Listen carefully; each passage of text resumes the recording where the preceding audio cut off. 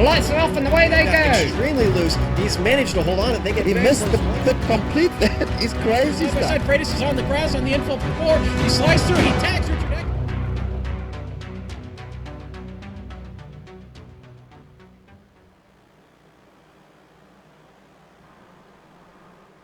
Nestled in the Belgian hillside sits a circuit that is intertwined into the history of European auto racing. Circuit de Spa-Francorchamps is a fan favorite no matter who you ask, and no matter who you ask. It plays host to Formula One, Belgian Grand Prix, the 24 Hours of Spa, Blanc Pond, World Endurance Championship, and many more. Today it plays host to the 9th Week 13 Big Grid Race. We are taking the Spec Racer Ford out for a spin in the Belgian hills, which is sure to provide a gorgeous backdrop to our fantastic race today. Hello everyone and welcome to Global Sim Racing Channel, and a shout out to our viewers on iRacing Live. I am Brian Yazek. Joining me in the booth is Bill Soup Zahn, and spinning the dials, cranking the knobs, and making us sound twice as good as we look is Joe Peak, who is using cameras provided to us by the one and only Dougie Beard. Bill, Spa has seen the evolution of auto racing throughout its history, but I don't think it's seen anything quite like what we have in store for us today.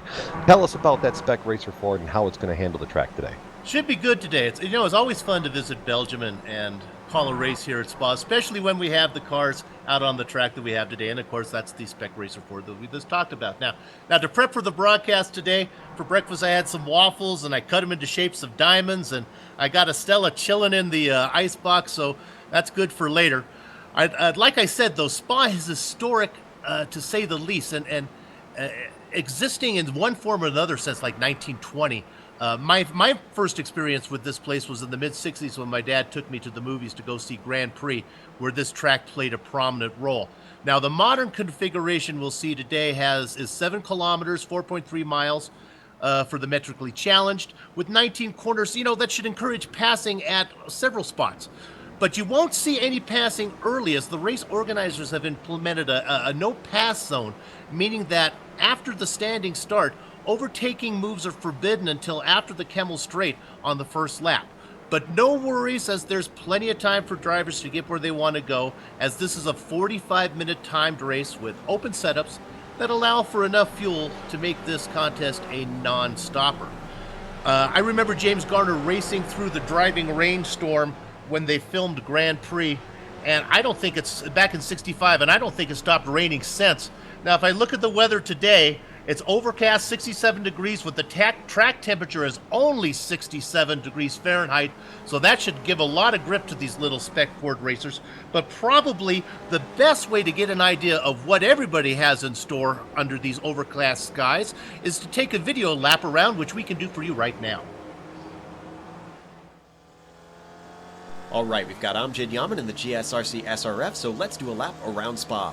Coming across the start-finish line, you want to keep the car as far left as you can go and then hit the binders once you spot your brake marker.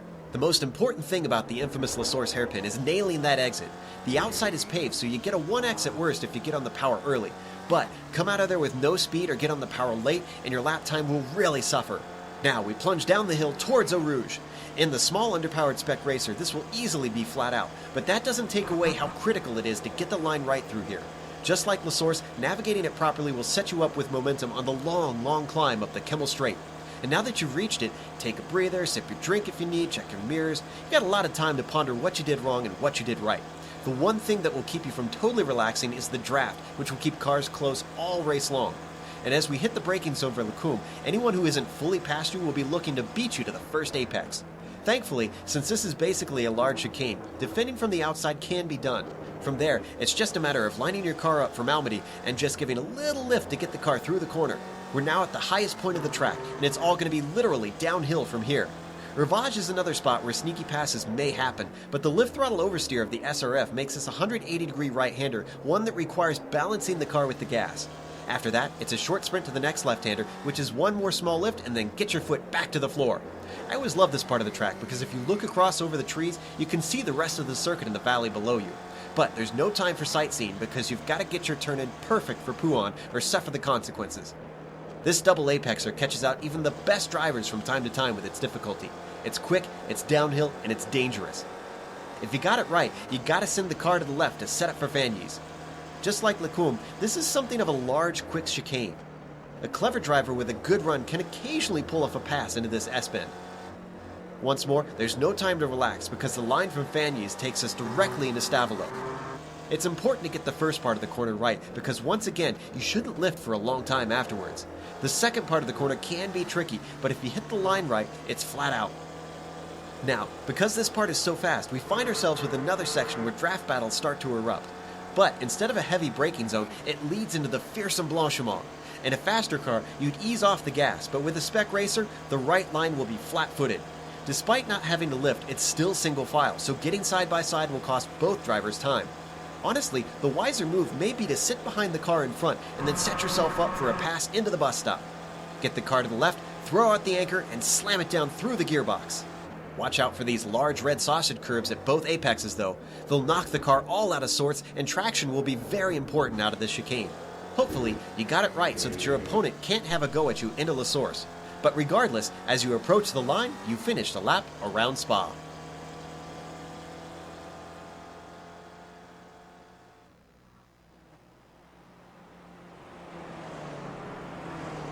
And you can tell by that lap guy that these little spec racer Fords are huffing it around Spa. Let's talk right about the stories of the race that we've got going on for us today, Bill. The first thing is no pit stops. You got a 45-minute race, run it. You don't got to worry about pitting. No strategy, just flat out driving. This is going to be a whole lot of fun today with these cars, and with the standing start, it's going to make it interesting. Good thing that they probably instituted that rule out there for no passing basically until the Kemmel straight. Let's talk about some trouble zones on the track, Bill. What do we got? What's going to be some hotbeds of activities for us? Well, for me, this track doesn't really scare me as much as some of the other tracks. It's kind of forgiving for a purpose-built racetrack. I'm usually able to keep it off the wall. Maybe not keep it on the track, but at least I'm able to finish races here. Maybe Eau Rouge is the scariest part for me. Not so much about damaging my car, which can happen there. But man, you're going to see a lot of slowdown penalties, especially if drivers start to go too wide through here. I think we have a couple fast qualifiers in here today, and I think what the biggest trouble for the leader is probably going to be, well, it's a 5-letter word. Starts with D, ends in T with a what would it be there? RAF in the middle there. That spells draft, but I think Vanna, I think that spells draft.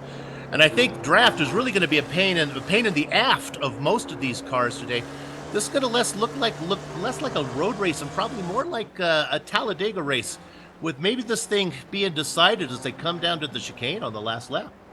That very well could be the case. When I was taking the spec racer out earlier just to kind of get a feel for the lay of the track and everything, I actually found myself rocking in my seat going up through Eau Rouge and into the Kemmel Straight, trying to egg this thing on for more power. But yeah, with that draft, that's going to play a huge factor in how this race runs today. Because you're right, the leader at any point is not going to feel safe. And especially with the long straight through the Kemmel Straight and then leading up into the final chicanes and through La Source, this is going to be quite hairy if you're in front. I mean, if you're coming through turn 19 or turn 20 on the last lap, would you want to be second or would you want to go out to the defense from the lead? Or even third, for that matter. I think we're going to see something really exciting going into the chicane coming on the last lap. And I will debate this with anybody. Now, I've heard it. I'm telling you, the fastest way to get around with these little underpowered cars here is to swap positions, is to leapfrog down the straight. If you can do it if you can get the pass done before you get into get into corner entry and you don't mess up the corner entry for the guy behind you, I really think that's the fastest way. Some people like to bump draft, some people just like to toe in line. A lot of people will argue, well, no, because when you pull out, the lead car loses momentum. I'll argue this to the dying day that that's not the case. So look for cars to be doing a lot of friendly passing down the straights here, car lengths per lap. So what you're saying is there's going to be not a lack of action for us today. I think it's going to be some friendly passing going on because every time they do it, they gain. And these guys all want to get to the end here. Now, they don't have a fast repair, and honestly, I love that because I hate it when they go in and get the thing all done. But even if they did have a fast repair with no pit stops involved, you're really doomed anyway. So, I mean, you could have 9 or 10 fast repairs. Once you make a mistake and your car is ruined, your day is pretty much done. But, man, we got some big names up on top. One of the guys to keep an eye on, he's won this event before, is Ade Cobal Lopez. He's really qualified in 4th position. but he's really good in these little cars. I would call him a specialist in these. Really good in the MX-5. Really good in these underpowered cars. Well, Lopez is pretty much good in everything that he drives, from what I've been able to kind of research on leading up to this event. He's fast in everything he sets in. So looking at the fact that he's sitting fourth right now is not shocking. No, not at all. And they're out there qualifying right now, and it's a group qualifying, I'm pretty sure. Yeah, so you never really quite know what the qualifying time, if it was draft related or draft aided. So it's really hard to tell. Of course, Varani's always good.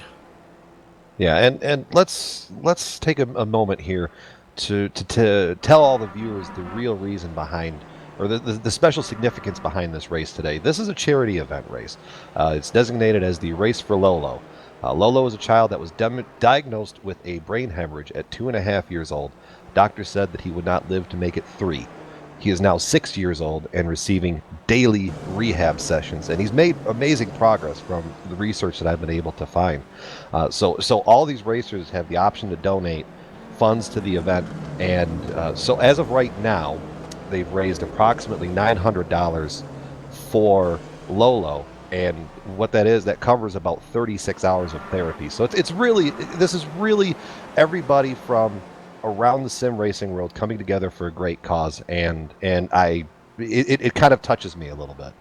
Yeah, and it hits close to home for me because my wife about 12 years ago got hit with a cerebral aneurysm just like Lolo did, and of course Lolo was in a coma for a year, and that therapy is not only helps the patient but it also helps the caregiver. It teaches them, gives them a skill set to help take care of the kids. And Lolo's up; he's standing now. He still can't talk, and he can't walk, but he can stand, and that's a game changer. So we wish him all the best, and whatever extra therapy he can get, boy, that's certainly wonderful for these guys, and it's great. There's people who are matching the contribution, so it's great, and that's what iRacing's all about. We've seen some amazing things that when they developed iRacing, that I'm not really sure they ever thought it could become. It really is quite a community. Absolutely. I mean, you get a whole bunch of like-minded people together, and just the amazing things that can come out of events like this. It really speaks to the character of these drivers out here. And yes, they're all racing, for a big victory, and they're racing for a prize too, from Ray Phillips of Precision Driving Analytics, who has agreed to donate a driving coach session to a randomly selected driver today that finishes the race. And those sessions are very good. Ray, being a former professional race car driver himself, he uses a lot of computer analytics and sim, and a lot of projections and maps and apps and graphs, and I'm sure he uses a abacus somewhere, and it really lets you fine tune your racing craft. So this is good. We're gonna have some fun today, and we're gonna put on a good show, and more importantly, it's all good going for a good reason. Well, there's some guys at the back that could probably use, and I can certainly sympathize and empathize with them. The time differential between our pole sitter, which is currently qualifying time about just under 148, and then some of our slowest guys running about 154. So it's a difference of about 6.5 seconds maybe. Should be a little while before they start to come into lap traffic here. But with so many cars out there right now, we have 55 that put in a qualifying time, 56 names that have actually entered the session. This is called the Big Grid, and they always it never fails to live up to its name. Absolutely, this is going to be a bit chaotic as the race goes on. Luckily, we've got plenty of coverage. We got great cameras. We're going to bring it all right to you here today. And I have a goal. My job is to try to get as much screen time as I can to all the drivers in here. We have 45 minutes. We'll try to get everybody a little bit of screen time for their friends and family. Going to be a lot of excitement up front, but this series always puts on. With 55 cars in a draft track like this, you're going to see battles from the front all the way to the back. So the question is, where would you buy a ticket? If I was buying a ticket, I'd like to have something around the chicane. I think that's where the action is going to be.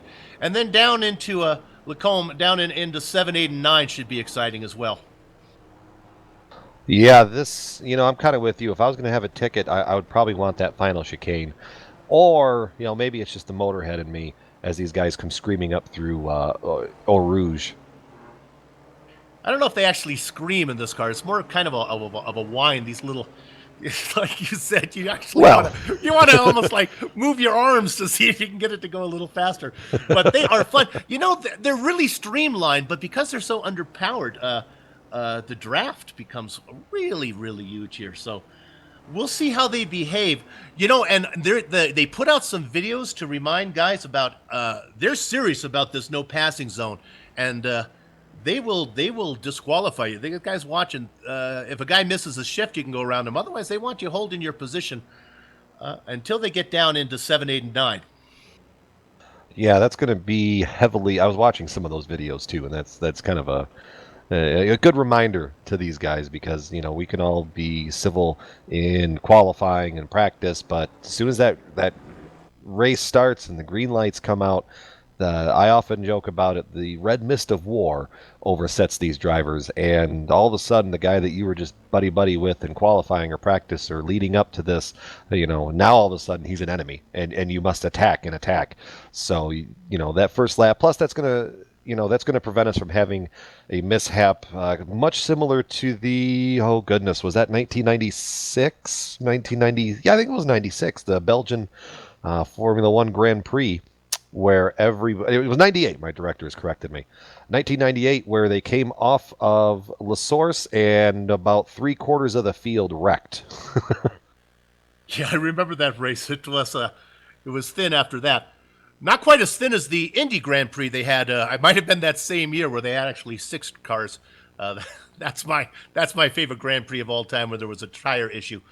One of the things to talk about here is I've personally covered probably a dozen races at this venue. I don't think I've ever done a standing start here, so I'm not really sure how far these cars are going to wrap around when they line up 60 cars on the grid. They may actually lap around La Source because they start after turn 1. I'll tell you what, I would not be comfortable if I was starting middle of the pack and knowing that I was going to have to start directly around the corner of La Source. Yeah, thank goodness for the no passing zone again, and that's probably what they had in mind there as well. Absolutely. And as a footnote of a point that Bill talked about, they are serious about the no passing zone because last season's winner was actually DQ'd because he passed on the start before the zone. So it's something that they take very seriously. As we were watching on screen, qualifying wrapping up and the last couple of guys fitting into the garage, I don't believe anybody's actually out trying to better their time. No, not from what I can see on timing and scoring. So here in a little bit, so in that note, let's take a look at the grid. Starting on pole, we talked about him a little bit in the pre-race, as Ade Coba Lopez, followed by Matthias Wagner, followed by the event organizer, Luca Veriani. Charlie Summers in 4th. 5th goes to Evan Merrill. 6th, Kevin Vaughn. 7th goes to Clark Williams. 8th to Arani Amaghetti. 9th goes to Sven Demi. And 10th is Brandon Stroshin. Take it away, Bill. Luca Agretti in 11th. Aaron Kobayashi in 12th. Baker does a spot. Diego Kamuni. George Vasmoulastakis from Athens, a Greek driver. Giovanni Soletto in 15th position, followed by Ronik Dudek. Will Fisher. Florin Curie. Steve Ray in 19th. And rounding out the top 20 is Rob Reed. We're actually going to stop off here at the top. Well, we still got a little bit of time. All right, what are we running with this? 21st goes to Mehdi Morkrani. 22nd to Robert Fears. 23rd to Robert Lathrop. 24th to Michael Chase. 25th to Cristobal Gutierrez. 26th going to Jerry Burkacki. 27th, Josh Arnold, followed by Thomas Valen in 28th. In 29th is Kelly Niket, and 30th goes to Stefan Overgaard. And Stefan, that gets about halfway through the field now. I see these guys gritting up. We'll try to get the rest of these guys in. I'll sneak in a few more here. Let's see if we go here. 30th, call me when the lights are off. 31st is Claudia Ferrari. His sister's named Portia. Jason Perry is in 32nd. Eddie Rice in 33rd, followed by Richard Solati and Michael Taylor. Paul Williamson, that's Willington in 36th. 37th, Chris Caesar. 38th is Manning Grennan, followed by Mark Underwood and Richard Swindellis in 40th spot. And that's where we're going to actually cap it off, because as you can tell on the screen, we've only got about 5 seconds until the lights start coming on here at Spa. The standing start, this is going to get exciting. And as you see on screen, we are... Red lights, everybody's revving up. Green flag, green lights, here we go. Everybody gets off to a great start, it looks like. I don't think anybody's missed a shift throughout the field. A little bit of contact back there in the back, nothing major. Everybody follows right into line. They know the rules, and you can see right here, everybody going up through Eau Rouge for the first time. I don't believe anything is kind of chaotic in the back, but now up front, we're going to see as they get to the end of the no passing zone, this is where what Bill was talking about, you start seeing them fan out. This is where you're going to see that leapfrogging that we were talking about as we go up front to look at the leader. There we go. Luca Veri on the outside, trying to take it up through there. He's going to have the inside lane as it switches back over, and he's actually going to make the pass and hold the lead going through that corner. And now the whole field starts to go through there. They were pretty well behaved. I kept an eye on all the way back through there. Everyone maybe picking up a position or two, but everybody doing very, very well. A car that's dropping is Mike Taylor in the blue and yellow car running in 35th position. Everybody else doing very well. Sorry to single you out there, Michael, but you were having a hard time. Back to you. Yeah, up front, everybody's still single file. It seems like, with a 45 lap. I think I just saw something out back, or was that lag? A car lagging? I can't quite tell. Okay, so according to my director, that wasn't anything. That was not a big accident there. That was just the way that the game renders cars. Everybody, I'm still surprised as these guys work their way through 14 and 15 now. Nope. Sorry, 12 and 13 into Fagnus and then up to 14. Everybody's still holding very true. I mean, these cars don't quite have that power to pull out and pass like a lot of the modern or higher powered cars that are out there. But the other thing to notice is Luca Veriani is kind of pulling away, and I don't think I would want to be in his driving seat as they head up up the straightaway up through 17, leading up to the final chicane. Veriani in front now. That's Coba Lopez there in the car running in second place, and he's got right behind him is Wagner was right on his tail, giving it a bump. Well, you talked about it. It was like kind of Talladega. I think they were bump drafting as they were coming through the straightaway, coming through the final chicane for the first time today. Luca Veriani is going to lead lap 1 today. A little bit of shuffling later back in the pack there, but everybody got a spinner. A spinner. Let's go ahead and look at if I can find him here. There he is. How about Robert Fears? Robert Fears got turned around. That's our first incident in the chicane. Well, you were talking about it. That's, we'd want a seat right there, and it already would have paid off in the first run of things. He got turned around by Cristobal Gutierrez. I'm going to put the veil on him. It's hard to say whether we're watching it. It's hard to say who's at fault there, but you hate to see that happen on the very first lap. There's Christopher right now. You see on the screen in that red car. And the rear part of his car looks a little jacked up. We got at least an attempt for the lead as we're looking at Coba Lopez going around the outside of Luca Veriani. Veriani falls right back into line as they work their way through Les Combs for the second time. Les Combs and Lecombe, sorry, as I've been corrected once again. My apparently on top of Russian lessons, I need to have French lessons as well. So that's as we've perfected there. Coba Lopez out in front. I've seen him win this race before. I saw him in a great battle. It must have been 2 or 3 of these back when he was in a great battle with Wyatt Goodham. Came right down to the very end. Lopez loves to race these cars. Ronnie is good. Charlie Summers now up into 3rd position there. And Charlie's got a pretty clean car. Everybody in this top little pack of about 8 in that top pack that we're seeing right here. Everybody's kind of like what we talked about, minding their P's and Q's. Really kind of throughout the pack, everybody seems to be minding their P's and Q's as well, unless we go back to the lap that we had. But Robert Lathrop this made contact, and I think he got in contact with another car that's going to have to call it a day. See if I can go ahead and focus in on that. It looks like he got involved with Steve Ray. Both got together. Ray got the worst of it. That might be the end of his day.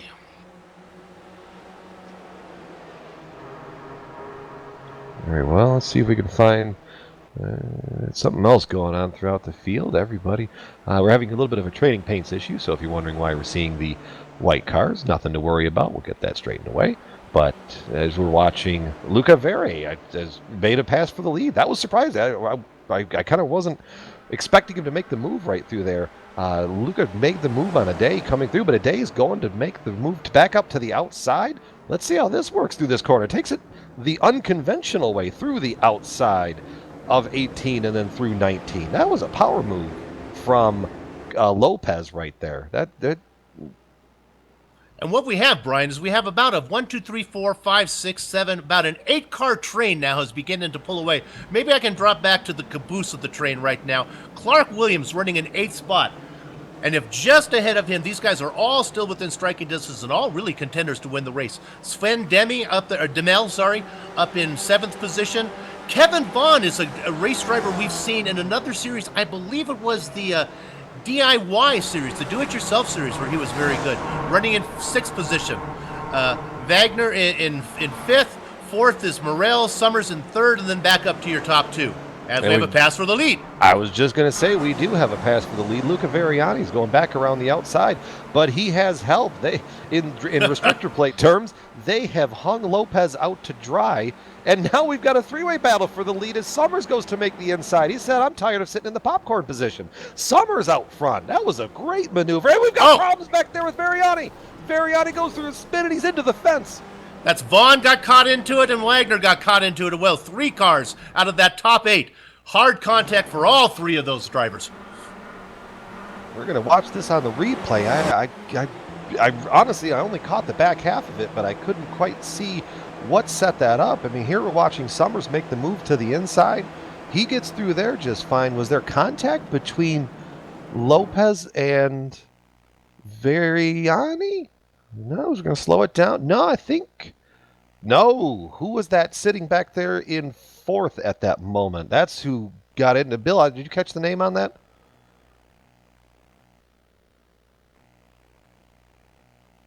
It looked like Morel maybe got into the back of the lead car there and spun him around. Evan Morel, I think. I'm not going to put the blame on him there. I'm not sure if the car ahead of him got loose. But that certainly...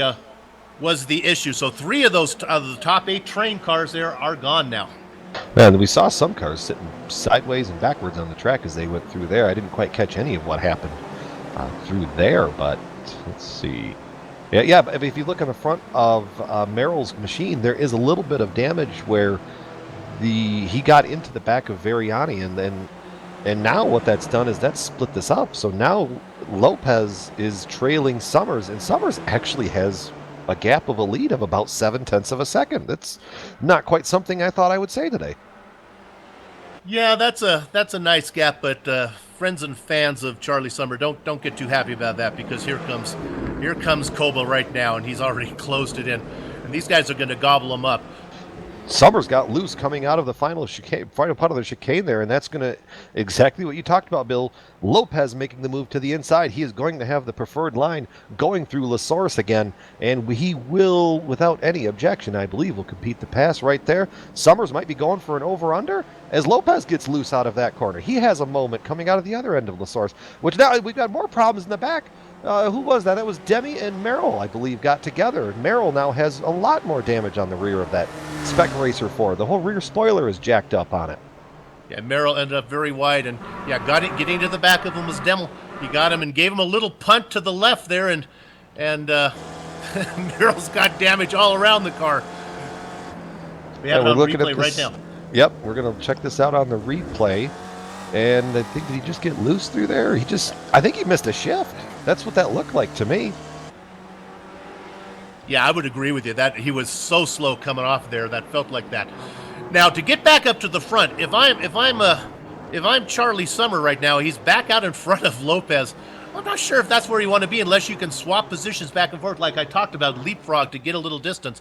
You want to see if you can turn this into a 2-car race instead of a 50-car race. Right now, Lopez has about 1 second, just over a 1 second lead on Demel, who's starting to come in behind him. I'm not sure how much damage he got when he gave that little punt. Well, that's what we're going to find out. I mean, these cars being as aerodynamic sensitive, with these cars being under power, aerodynamics comes into play big time. And you're watching kind of in the background there of Demi, Clark Williams is trying to do everything he can to will that car back up to spot, or back up to kind of close everything up. Because now... Let's run back to 6th possession. Luca Agretti's being challenged right now. Oh, I can feel him. They touch, actually. And Agretti goes very wide. He lost a lot of ground there. He was in a battle. Let's see if I can see who he's in a battle with. Is Ronnie Dudek. And Ves Malukas is out back behind him. And he's getting a challenge for position back there. Will Fisher was looking to the inside of George Vesmalukas, and now everybody falls back into line through the lead up into corner 14. Right. Vesmalukas and 8, a great driver from Greece, probably the best driver out of Greece since the great Greek driver Valet Parkiakarkas, who was very good as well. Now running in 9th is Will Fisher, right back behind him, and then Rob Reed in 10th. Giovanni Soletto in 11th, and that finally the last car in that train is Florin Carey. Yeah, while we have a small moment in the action, Director, would we be ready for that? Something you just mentioned in my ear. All right, let's go ahead and we witnessed it on screen. Let's go ahead and bring in Luca Veriani. He's up in our interview booth waiting, and he's now into the room. Luca, Brian at Global Sim Racing Channel. Do you have a copy?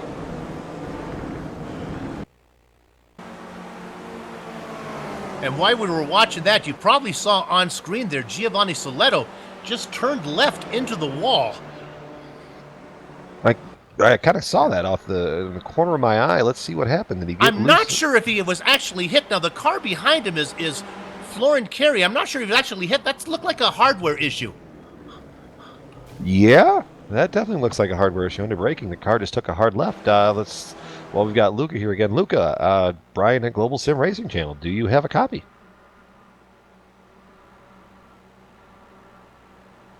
Hi guys, talk to me. There he is. Hey, Luca, what happened there? From what we saw, it looks like you got a little bit of contact from behind and kind of sent the car really squirrely, and then you got collected up with somebody else. So, what was it from your driving seat? What can I say? Not happy about it. Not too surprised either. We were playing it safe up ahead. It was a nice race. I was in control with Koba and the likes. We went side by side into Lecombe. Everybody slowed down to play it safe, and Evan decided that maybe he could be smarter than us and be a little faster. I mean, it happens, but it shouldn't on lap 3 or 4 or whatever it was of the race. Too bad, because it went from a 6-8 cars battle to the mess it is now. As we're watching on screen, Sven Demi has also taken over the lead, sitting back in the popcorn position a couple laps ago, and now he's moved his way up into the front. Luca, I was reading a little bit about the race and what kind of gave you the idea, and I'll let you tell the story, because I think it's a great story of what led to the charity nature of this event for you today.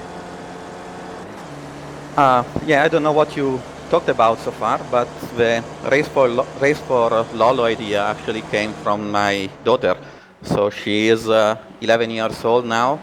She met, well, actually, my wife met Lolo's family about voluntary work at the local hospital, and my daughter basically became a friend of him. So she started to make charity events on her own. She collected I'm sorry to interrupt. Spin in second place. Sorry to interrupt you. Charlie Summers got loose and looped it around while he was trying for the lead. He's going to fall back into fourth. Carry on, Luca. Yeah, that's more exciting. So I was saying, it's actually my daughter started to, for instance, she put out a small seller, I don't know how you call it in English. She was selling her old toys and stuff for Lolo. And then when she heard that we do the week 13 race every 3 months or so, she said that I would better start collecting money for Lollo. Her exact sentence was, it would be a shame if you old guys who spend a lot of money to drive tables do not actually collect more than I did. That was the part of the story that I was hoping that you were going to touch on, because I was just reading from the posts in the forums about the story of it, and I thought it was wonderful, and I was hoping that we were going to get the opportunity to talk to you. Now, given this is a lot sooner than I thought we would be talking to you, I thought that maybe we'd be talking to you on the podium, but no, and also from my understanding, you guys run this as a league, not just these one-off races, correct? Yes and no. It's actually, how do you say? So we have a league. We have a IGP Fan SRF league. We follow the regular SRF league, SRF season and schedule. We race every Sunday. And then once every 3 months, we have this big grid race, which is not a league event, but it is in the same format, 45 minutes races with plenty of cars. Sounds good, Luke. I think we're gonna let you go back and enjoy the race, and we're gonna go back to some live action. I think we've got some battles starting to heat up. It's a great cause today. Thank you for putting it on. Thank you for having us on board. It really is special. Thank you, guys. I'll be in touch. While you were talking there, we saw the top 4 guys have kind of spread out, but there's this great battle back here now for 5th place between Vasmalukas and Fischer and Agretti running back there, and Dudek running in 8th position. A great battle. There's Rob Reed taking a peek. Rob Reed right behind Dudek trying to peek in there. Dudek trying to in 8th, Reed trying to get up into 9th. Back in there also Florin Carey back there, and now joining the hunt is a race driver I know is Brandon Schulschein coming in there. Stroschein. There we go. Vasmalukas is also making a move up there through Blanchmont, and he's got the position made. But now let's see if Will Fischer made the move. Sorry, I was looking at the wrong car. Yep. Will Fischer made the pass, and let's see if Vasmalukas is going to try to take it back. We've seen this move work on the outside, but Will Fischer just drives it down there. Yeah, they're going to have to follow in line there as they go through the chicane. The bad news is for Fischer, Fischer goes very wide. Let's stay on this for a minute. Is there anywhere to come back in? The Greek driver lets him come in there, and in doing so, now Agretti's going to make a move on the inside. I think Agretti's going to get this position in 6th. Does he have designs on Fischer as well? Easy, get on the brakes. Oh, that was close, but they get it done. Woo! Threading a needle through threading a needle through there.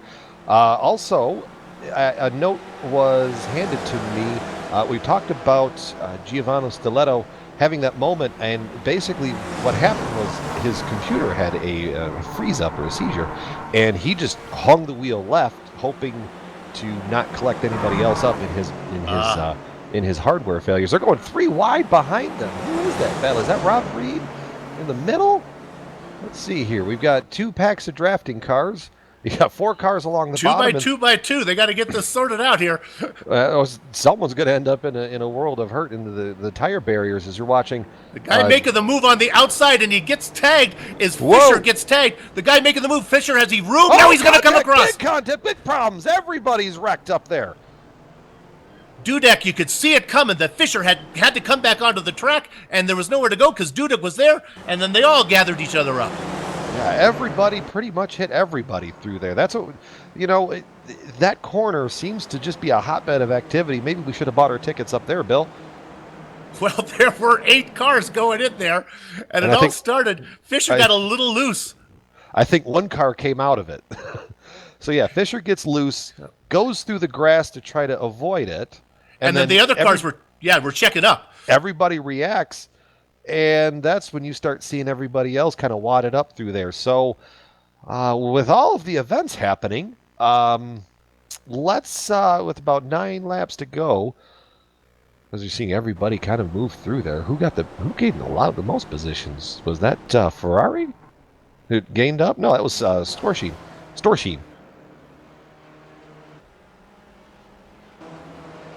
Stroschein, as my director has corrected me again. And also, we've talked about the lead and the importance of the draft and everything like that. Let's jump back up to the front really quick. Sven Demi has a 3.5-second lead over Ade Coba Lopez. Bill, did we think we were going to see that at all today? Well, you know, it wasn't a matter of him. He is actually driving away now. Coba Lopez really has to. He's been falling behind. It was a nice battle until the attrition got the way and spread those guys out, and then they haven't been able to close up. They're starting to go through lap traffic, and I gotta apologize. Boy, I do my research, but you know, I thought it was a 45-minute timed race. It is not. It is a lapped number of race. Let's see if I can get this right. It's a 15-lap race, I believe, and there are 2 fast repairs. So, but it should take about 45 minutes, so it's not timed, but we'll get that done. But yes, to follow up on what you were saying, Sven is flying. Yeah, he's stepping out. His last lap was about a full second faster than Coba Lopez, and about 2 seconds faster than Clark Williams. Sven is making it work today. But I think if you're Coba Lopez now, oh, that's a lap car that was in the middle there. My apologies. I thought we were going to see more of a battle, but the draft has caught up Tim Phillips into that ride. And again, we're having issues related to trading paints and iRacing as kind of a fallout of the 36 hours of downtime that the subscribers had, or the service had, earlier last week. So there's another patch that's going to get this all straightened away, just coming soon. So we're very happy to be able to bring you broadcasting today. Great battle back in 5th again. Now, this is similar to some of the cars we saw before in this train, before there was a partial derailment of the train. But right now in 5th place is Florin Carey out in front. There's Rob Reed still in the hunt. Some of these drivers we mentioned before, they survived that kerfuffle there that happened between when Fisher was involved in. Stroshine running in 7th position, and right behind him is Claudio Ferrari. Gotta pull for him. Gotta pull for Ferrari. These cars in this pack are starting to look like they maybe have doubled over as part of our bootleg outlaw racing series. Every car's got a little bit of damage. Florian Carey is the left rear part of that car is jacked up, and he's fighting off a battle from Rob Red right now as we go through there. Ferrari, as you mentioned, is probably the dining car in that train with the. No, I'd give that actually to Thomas Weiland. And then you go back, the caboose is probably Amagretti there running in 10th position. And I have a feeling number 88. If Amaghetti ever falls out of that draft, his car is going to sink back into the field. He's got damage on pretty much 3 out of 4 corners. So if he wants to make it perfect, he's got to hit something with the left front. And then all 4 corners have been impacted. It's kind of like in baseball, hitting for the cycle there, where you get one of every kind of base hit. I was thinking Days of Thunder. You go out there and hit the pace car because I want you to be perfect. That's right. Here comes Carey, going to make a look on the outside now. Reed takes that defensive line as they go through the chicane. Kind of made his car as fat as he could right down the middle. If you notice there, that was a chrome horn moment. Weiland pretty much pushed Ferrari into turn 18 there in the setup of the chicane. And now Ferrari has a bent-up car right in the back. As the big loser on that was Weiland, as now Amaghetti has jumped over. He's gone from the caboose to the dining car, so he's moving on up in that train.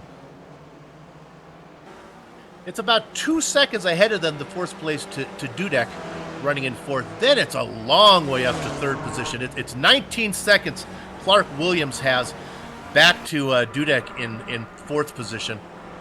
And just to touch base, Coba Lopez has about a 2-second lead ahead of Williams, and then your leader, last time I looked, it was about 3 seconds. Let's see what it is now. Oh my goodness, it's 4.5 seconds. So Sven Demi is really putting him up and laying him down, or laying him down and putting him up, however you do that, whatever you do it in, he's doing it. Driving the wheels off of it. That's an impressive move from Demel. And yeah, so we went on to touch base with that. Let's go back and look at the battle, or the train from 5th on back. Really, unless Demel has a moment, I don't see him losing that big advantage that he's got over Lopez. But right now, the big battle is this train that we're looking at from P5 through 10, with Weiland now in the caboose position. Hasn't been able to get back through all of that.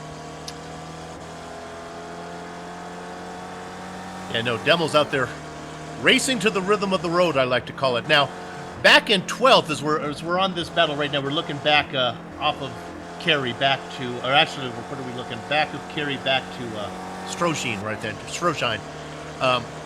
When we get a second, there's another nice battle going on back here for 12th position. George is our Greek driver again. Vas Malukas has a nice battle going on. Some drivers we haven't heard much from. Jerry Perkarki back there, Cristobal Gutierrez, and then Chris Caesar. They're in a nice four-car battle for, that'd be 12th through 15th. And looking back at 16th, let's kind of take this moment and kind of move through the back half of the field. Richard Solari kind of running by himself in 15th. 16th is Oscar Martinez Marty. He started, where did he start? Because I don't remember calling out his name. He started in 41st. So that's going to be our hard charger winner right there. 41st to 17th. That's impressive. I mean, even through the attrition and all that, it's still, he had to keep his nose clean through that. So that's impressive. James, go to the guy behind him. How about James Williamson, 50th to 18th? So I'll one-up you there. All right. You will one-up me. That's actually, I'm going to one-up you again. No, I'm not. In fact, all these guys in the back have really done well here. We're looking at these guys. Faith Atek running in 19th position, started in 49th. Three-wide battle on screen going through the chicane, and we have contact between Faith Atek and was that Oscar? That's Oscar. Martinez? Yeah, Oscar Martinez Marty. I can't help but think that we're putting out a whole lot of commentating curses today, Bill. Yeah, you know what? These guys have had a clean race all the time, and the one time we go back to cover them, Oscar actually came to a stop. Watch yours. We're on board yours with Faith right now. You see here they go with 3 wide, and no, and then he's got to stop to make the corner, and bang. Here we go. We cut back to Oscar for the on-car. Yeah, he came to a complete stop. Currently running, well, not quite, but real close to complete car. Running in 19th right now. And, rounding out the top 20 is Jesper Egbach, as he is making his way through All Rouge right now, kind of running by himself. Nearest car to him is roughly quite a ways back. No, my timing and scoring can't be that off. Well, we did good. We got through the top 20 here with 6 laps to go. There we go. Actually, right behind them. What's that battle going on back there? Let's take a look at this. We got 4 cars underneath the blanket. All of it is for position. It's 21st through 24th. And just as soon as we talk about it, Manning Grinham, I think, just kind of laid over and stayed out of the way. The way that the front of his car is heavily impacted. They don't have rain in the sim yet, but boy, iRacing has done as good a job as, look how dark and gray it is out there. This is as close to what it looks like every race I've ever watched in Spa. Sounds about right. Speaking of a stormy day, let's go up to a battle for 9th position. As we see on screen, Thomas Weiland is actually, it's a battle for 8th position. Thomas Weiland is putting a lot of pressure on Claudio Ferrari, and let's see how this battle works out. Everybody's got damage. Pretty much the prettiest car in the whole field is Sven Demel's. Now there should be able to get a pretty good tow here. And I wonder if the back of that car, if we look at the back of Ferrari, and you see it on camera right now from Weiland, I wonder if that being jacked up right there in the middle might be creating an extra little pocket of draft for Weiland to maintain his gap with. Well, Weiland running in 9th behind Ferrari right now, but Weiland's car doesn't look good. None of those cars really look good. Ferrari's car is really chewed up in the front. Weiland's car is chewed up as well. And Amagretti as well.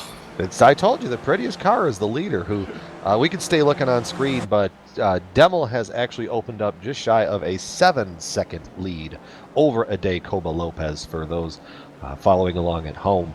And we're going to, like I said, this is the battle right here. Out front, you're not missing anything unless Demel has a huge moment somewhere and potentially wrecks it. But I'm sure someone will point out in a previous coverage that I was even on board for. I may have cursed the leader of the race with 5 minutes left in the race, and he may have pass for 5th right now. If we can jump up and take a look at Rob Reed trying to make a move on the outside. Oh, and wait, he's got help. We've got a 2-car tandem back there.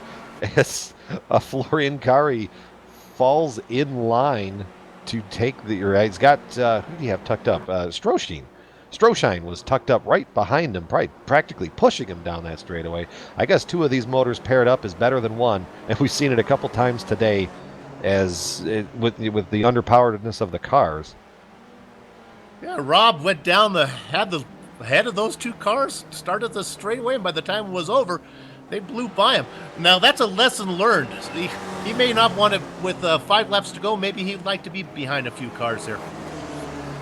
Maybe, but let's take a look up. I don't know if Stroshine is very happy sitting behind now, because he's putting a lot of pressure on the rear bumper of Kari. Lays off a little bit, probably trying to get a run coming and leading into the 12-13 section. See if I'm right. No, he's going to stay in line. Yeah, he's going to stay in line, make the move. Now, if they can behave, Brian, they are not that far behind Roddy Dudek, who they're beginning to wheel in. Now it's about a second and a half. And again, if they can use the leapfrog technique to not slow each other down, they're only maybe 20 car lengths behind. And if you pick up 3 or 4 car lengths here, they could get this done. So that's going to be an interesting battle to see if Dudek can hang on now as he opens up to about 1.7 seconds. And there's certainly enough straightaways here through Spa to allow that to happen as we look at Dudek right now, and then jump back to Stroshine making the move to the inside, and he's going to very easily make that move. But now let's keep an eye on Florian as Stroshine has a moment coming through the other side of the corner. He still has the preferred line going into the chicane, but Car's going to go back on the outside. Let's see what happens here. No, he makes the move. That takes rather large attachments to pull that move from that far from the outside and make it stick through the inside of 19 there. Yeah, that was all exciting and fun to watch, but what that really did was they had knocked down the lead the distance to 4th place to almost 1 second, and they dropped about 0.7 seconds. Kerr goes around outside of La Source. Sorry to cut you off, Bill. No. He absolutely had a moment. Got to back it up, stay out of the line of traffic, and away he goes. But I think he tried to get onto the loud pedal too quick. We're going to look at it on screen. Here we're watching him come down the front straightaway. La Source is a very tricky corner because it's banked a little bit off, and if you don't put the power down just right, you're going to have the exact same thing happen to you as what happened to Florian. Downshifting, getting it ready, coming through here, and I think he caught the inside of the curbing and just tried to get back to it too soon, and that car just looped around on him. Yeah, but let's give a hats off to Florian there. He actually put it in reverse and backed the car up rather than taking it out into the middle of traffic. Nice job for him. He didn't lose a lot of positions, and he was very polite to oncoming traffic. It was the good maneuver right there. But I actually, you were talking about it. Let's jump back up to Rob Red. That gap between Red and Dudek is now right underneath a second, or right about a second, hovering between there. As they come kind of in and out of corners, it fluctuates a little bit. So I think now that Red has gotten his way around Stroshine, his car, I mean, of everybody's, doesn't appear to be too badly beaten up as we ride behind. Now we're right on the roll cage of Red's Spec Racing Ford. With 4 laps to go, he has plenty of time to get there. They were making up time doing that. They knocked off about a half second when they were technique. Then they went into the chicane side by side, and that didn't go very well. But now you can see that this is down to a second. Actually, Reed guys, is let's really jump back up closing it up. We've got a battle for the runner-up position on the pedestal. The podium. Clark Williams has caught and passed Lopez. It was something I was kind of keeping my eye on as these last couple laps have gone on, but now Williams has caught and passed Lopez. Is Lopez going to go for the over-under? Nope. Lopez falls right back into line. Maybe going to try to set him up on the outside of the corner. We've seen Lopez do that, and especially with the way that these cars are, they could get loose off the corner. Lopez is going to stay locked in draft behind Williams. Let's see what happens when we go through La Source with 3 laps remaining. Is he going to stay in line? He's going to make the move for it?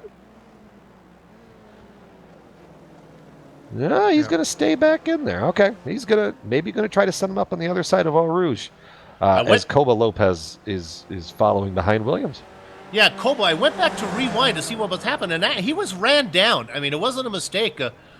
Williams was back by a couple seconds and just been running him down. So Coba's probably going to be happy there. Let's see what happens now. Koba doesn't like to be behind a driver, but I think he might know it's pointless to make this move. I mean, it's only going to be passed again, and I think you can see right there, I think he's just happy where he is right now. And I think he's going to make the move going into the chicane. I think on the last lap is where I would do it. Yeah, that's probably the smart place to do it, because if you do it anywhere through here, you know that Williams is just going to be able to suck back up and get a run on you. And actually, guys, let's jump back to P5. Dudek has been overtaken by Rob Red. Rob Red followed him, tracked him, and caught him, and now we were looking, and Dudek is going to make a move back to the inside. Let's see how this is going to stick with Stroshine back there. He's not close enough to make a difference. Dudek makes a power move to get back in there. And contact with our Greek driver, George Vasmouloukas. He has put it in the wall. We've been following him. He got tangled up with, if I can see who we got tangled up with there. It has dropped out, so I can't tell. Too bad. He was having a nice run. It's unfortunate, but as the attrition rate on this race is very high. We've seen a lot of incidents today, a lot of great drivers, and a lot of great cars get taken out. As we're still looking on screen, the battle here between Rob Red and Ronnie Dudek. Keeping one eye on that, and then one eye on this battle for second place. And honestly, I wish we could get like the in-car audio of Koba Lopez. I have a hunch Koba's just going to keep it there until the end, so we're going to not need to cover that. I think he's just going to sit in behind until the last lap. We'll certainly watch it on the last lap. That battle for fifth, though, has been exciting. And you're right, it has. Watching these guys work their way around Spa with 3 laps to go. Red following in lockstep, but he is right up the tailpipes of Dudek. Let's see what happens this time. This was the power move the last time as they came through the 16-17 complex. He followed him to the outside. That's definitely trying to keep locked up. I think could he be setting up to try to make that move into the final chicane or try to save it for the final lap? Yeah, I think what he's worried about, the guy in the popcorn position. That's Brandon Strozhin, who's coming in here. I think he wanted to get going, so it was a 2-car battle and not a 3-car battle. I'm sorry, I don't think that's going to work out because Brandon's in the mix now. He's definitely in the mix, and Dudek had a fantastic exit out of that corner and actually gapped Red by a good margin. Koba making a move for a second. Here comes Lopez. Lopez swinging the car out wide. See if he can make the momentum off of that corner, because with smaller engines, if you keep the momentum up, you can actually pin the guy you're trying to pass down below. Williams is going to have the preferred position going through the first part, but it's not going to matter as Lopez shuts the door and goes around the long way into the Les Combes. There we go, Les Combes section of the track.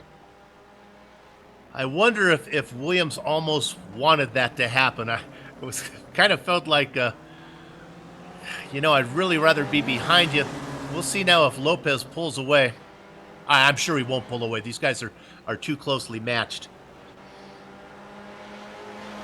That's right. But, I mean, Williams was able to run him down from quite a ways back. So he could be potentially trying to set this up for a last lap pass. Might have been just a feeling out, see what I can do. Well, potentially. We'll have to see how this one shakes out with 1 lap to go. Guys, Stroshine has leapfrogged both Dudek and Red and has jumped up into 4th position.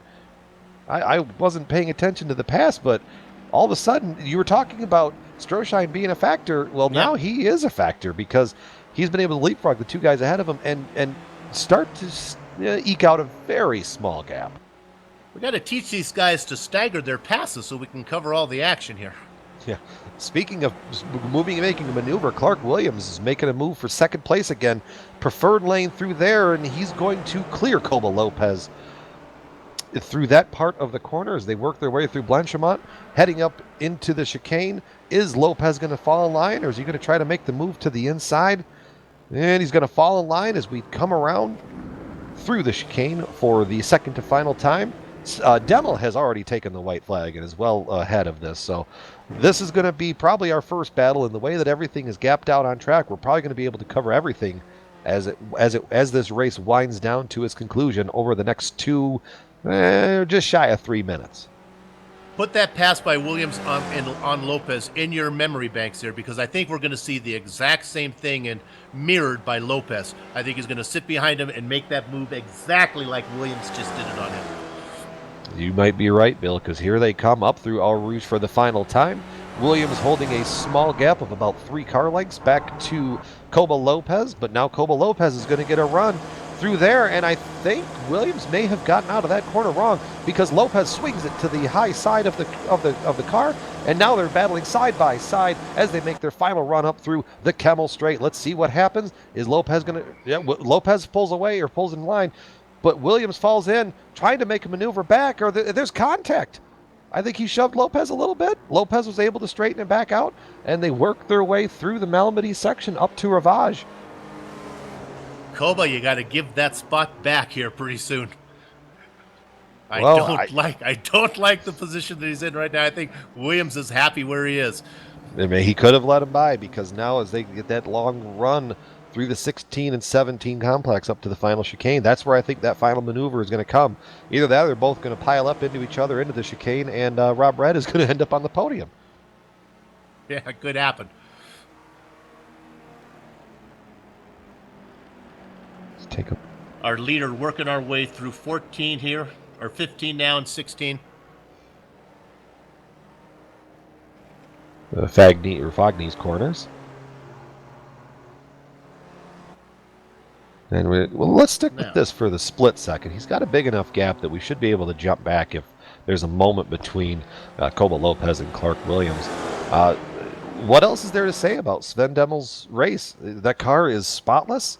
It's exactly as it rolled off. He's really took his time. He was very patient in the early onset of the race, where everybody was running into each other and piling up, and now he's found himself pass for second now. Here comes Williams making a move as they go down into 17 LeBlanc. Williams is going to have the high side of the corner. Let's see what happens. They're side by side leading into the final chicane, but it is all happening behind Sven Demel coming through the chicane for the final time. Sven Demel is our winner today, weaving down the front stretch. He is your victor. As we Williams go jumping and Lopez. back, Lopez and Williams is having a moment. It's going to be a drag race as they come off the corner. Everybody wiggles, but Lopez is going to maintain the position and finish P2 today. Back into fifth now. Dudek running in fifth. Reed running in third. That battle for third, fourth, and fifth.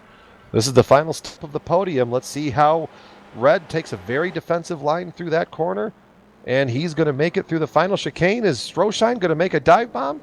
As Stroschein everybody gets loose through there. Contact behind him. Stroschein and Dudek both spin off of the final corner, but it's all behind Rob Red, who will finish P3. Who got to the gas first? Amagretti now. Yeah, it was. And Amagretti's not going to get there. He's going to finish in sixth, it looks like. Ed Rice is going to finish 8th. Thomas Veland, we talked about him a lot, finishing 9th. Rounding out your top 10 today will be Cristobal Gutierrez. Well done, everybody.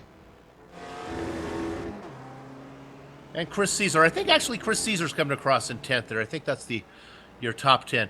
Great run from your top 10 drivers. Yeah, I keep cycling back through the field to see if we can catch anybody else kind of battling door by door here. We got a three-way battle leading up for the 16th position. Everything kind of falls in line there. Let's see. Everybody's pretty well spaced out. The closest battle, you're seeing it on screen. Mike Taylor and Nelly Niquette. Taylor going to get there. Taylor nips him at the line. Looking back. 26th position coming around here is Lathrop. Seidel's going to get 26th. Lathrop 25th.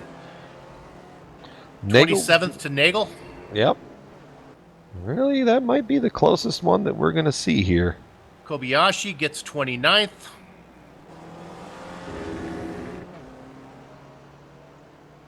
Well, the closest battle I can find is 36. Jason Perry and Steve Ray. Well, let's stay on it. They are the last cars on the lead lap. Let's go ahead and stay that. Those guys are going to close out our lead laps. Give them a little attention here. Let's see if Steve Perry can do what a Spider-Man can do and make it stick through the final chicane. He's got a lap car in front of him, or is that for position? That's for position. No, that's for position. Everybody's battling. The 67, McCarvey gets loose. Ken Perry, get through there. Close at the line, but McCarvey is going to finish 35th. Jason Perry, 36th, and Steve Ray, 37th. And those are all the cars on the lead lap. 37 cars out of the 55 that started on the lead lap. I'm going to throw it to break here for you, Brian, since I'm on the mic here. We'll go to break. We'll be back shortly for interviews. Keep an eye out there for slideshow for upcoming races on GSRC. We'll back for the total rundown, interviews, and closing credits. Be back in just a few.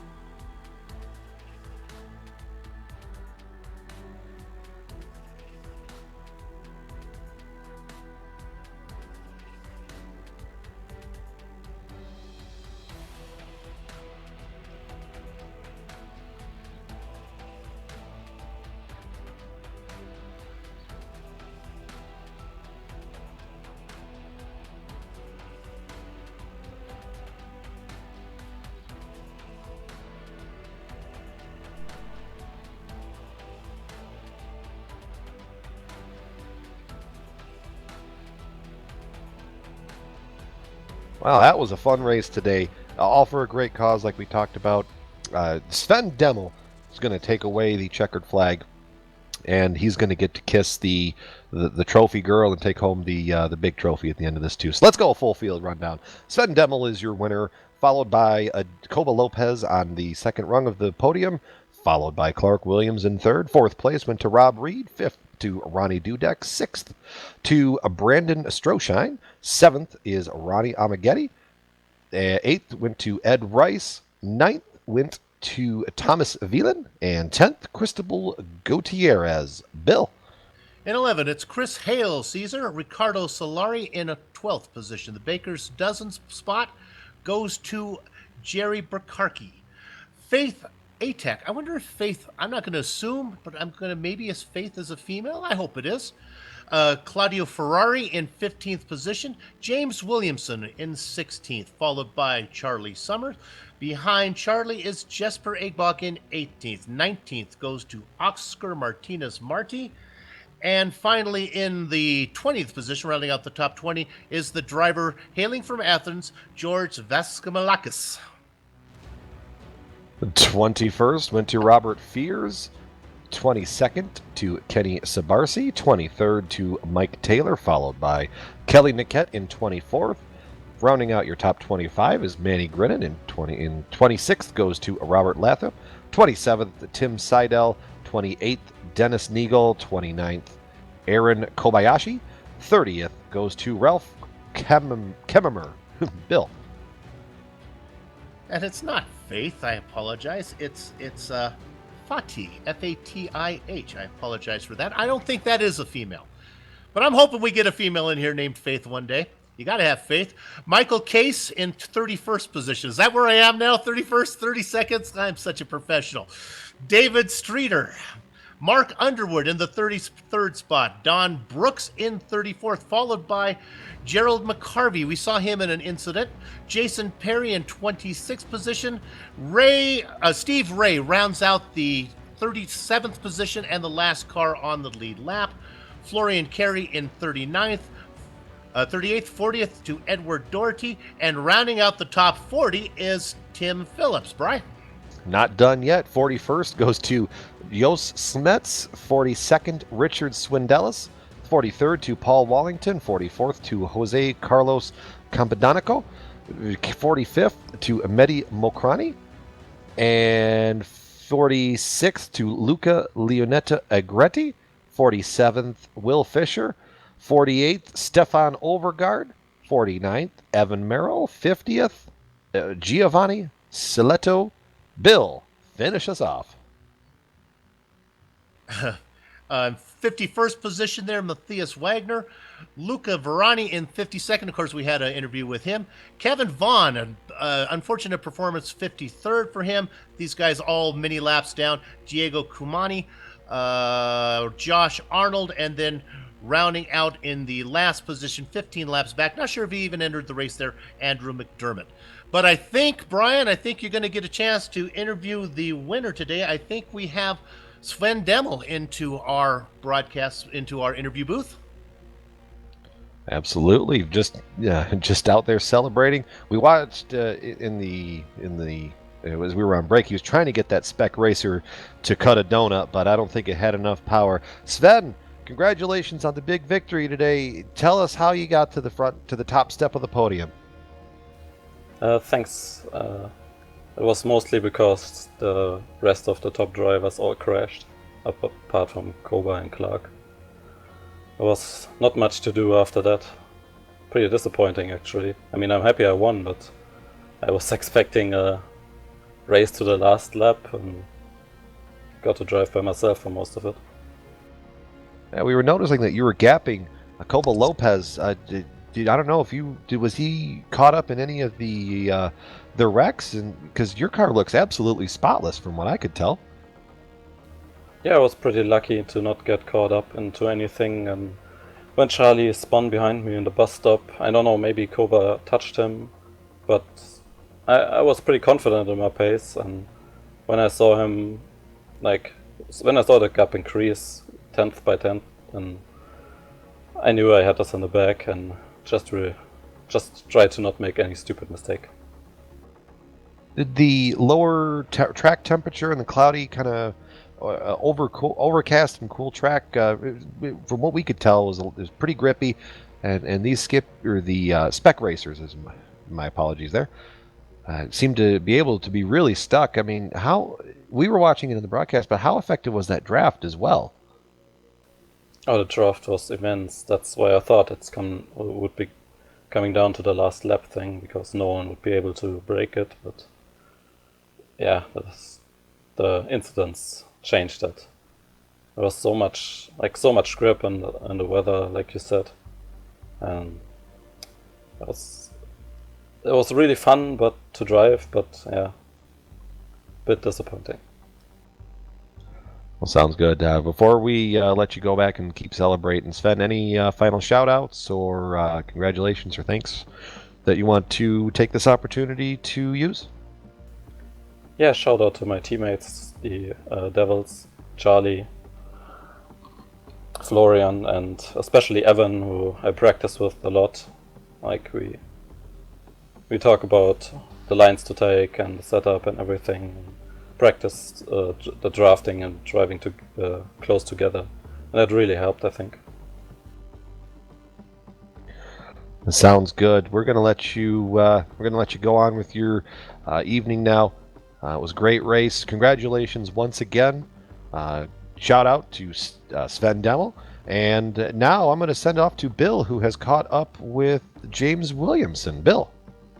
We do. We have James Williamson. Let's bring him in here.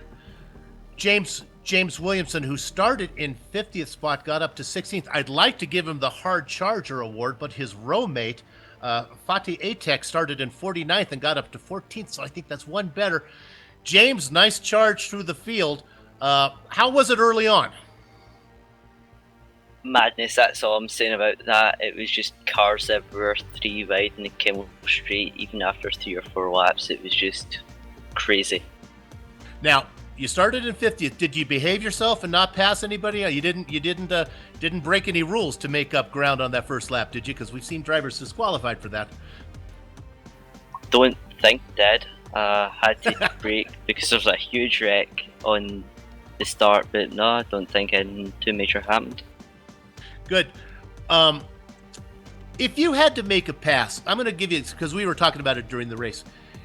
If you were in a draft battle and you wanted to make a pass for the win or even the position, where would you want to do it on this track? Would you like to do it we were just thinking right before the chicane would be the place to make it. What do you think? I would do it into the Cobham and maybe let them through before Blanchemont, then get cut back on them. How was the after things settled down a little bit, how did you make up all those positions? Was it just picking them off one at a time, or I know there was attrition, but certainly you had to do some on the track? Well, we got up to about 31st, 30th, just through drafting past people in the straights and timing it properly. But the last 10, 15 spots was all through attrition. Tell the viewers where you're from. I'm going to guess, I'm hearing, is it Australia? Haha, Glasgow, Scotland. Oh, that's horrible. I ridiculous. called it to Joe. I called it. Well, congratulations. Go have yourself I know they drink their beer warm there, so I can't recommend that, but have yourself a nice celebration for getting through this thing. We hope to see you in 13 weeks from now in the next one. Yeah, I'll certainly turn up. I'll hopefully do the Skippy and Spec Racer for doubling on every week 13 now. Great, and keep an eye on GSRC and jump into some series that we cover, because it's fun to keep an eye on you. Congratulations, 50th to 16th today. We'll see you hopefully down the road real soon. Back to you, Brian. Thank you, Bill. And we talked about it at the top of the show. These drivers were racing for a little bit of a prize today. That was the driving lessons from the gracious donation of Ray Phillips of Precision Driving Analytics, and we actually have our winner. It was our 43rd place finisher. That's a good place to have a driving lesson go to. Who was that?